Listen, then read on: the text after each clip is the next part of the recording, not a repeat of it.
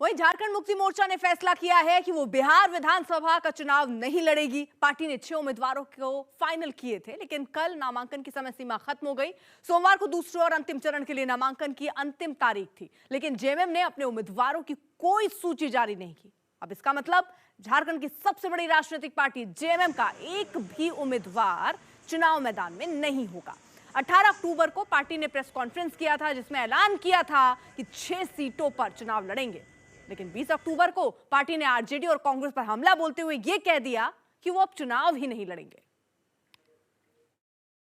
गठबंधन के अगुआ राजनीतिक दल की राजनीतिक धूर्तता ने झारखंड मुक्ति मोर्चा को यह नुकसान पहुंचाया। झारखंड मुक्ति मोर्चा के बिहार में चुनाव लड़ने की आकांक्षाओं पर पानी फेरा और बिहार प्रदेश में झारखंड मुक्ति मोर्चा के नेतृत्व में अपने लिए बेहतरी तलाशने वाली जनता के लिए भी एक धोखा किया। हम इस बात से बहुत आहत हैं कि राष्ट्रीय जनता दल के नेतृत्व ने गठबंधन में झारखंड मुक्ति मोर्चा की उचित भागीदारी को सुनिश्चित करने का कोई प्रयास नहीं किया और निश्चित रूप से राजनीतिक चालबाजियों और धूर्तताओं की वजह से जिस तरीके से आज यह परिस्थिति बनी कि झारखंड मुक्ति मोर्चा जैसा एक बड़ा राजनीतिक संगठन बिहार के चुनाव में भागीदारी नहीं कर पा रहा है, इसके लिए हम राष्ट्रीय जनता दल के नेतृत्व को पूर्णतया दोषी मानते हैं और साथ ही गठबंधन धर्म का पालन न करने के लिए मैं अपने सहयोगी कांग्रेस को भी इस बात के लिए दोषी मानता हूं। अब देखिए, एनडीए के सहयोगी दल महागठबंधन में फूट पर चुटकी ले रहे हैं।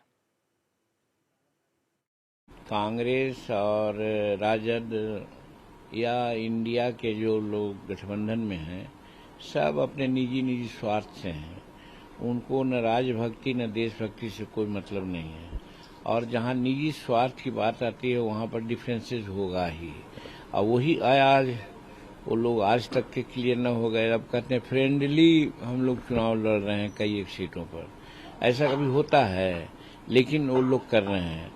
अब जनता इसका जवाब देगी चुनाव में कि साहब आप जब गठबंधन में जब एक नहीं हो सकते हैं तो अगर किसी कारण से मौका आपको मिल गया तो सरकार बनाने में भी तखल बखल कीजिएगा। कहीं कोई आशा नहीं रहेगी आज सरकार बनेगी, कल टूटेगी, परसों होगा।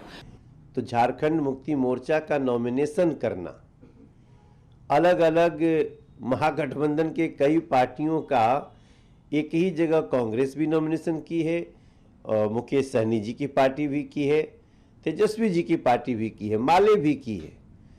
तो इसका अर्थ तो स्पष्ट हो गया ना कि इनके मन में एकता नहीं है। ये केवल सत्ता की भूख और भ्रष्टाचार के लिए एक होते हैं।